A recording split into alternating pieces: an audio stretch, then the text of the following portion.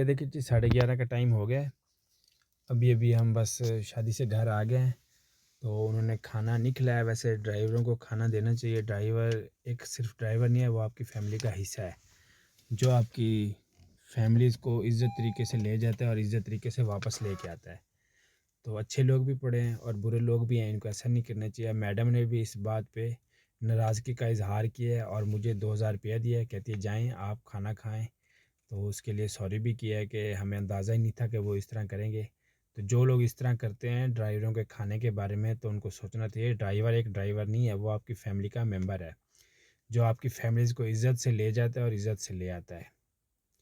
तो बराए मेहरबानी इस तरह ना किया करें। अब रात के 11:30 हो गए हैं, तो अभी तक उन्होंने कुछ भी नहीं सोचा।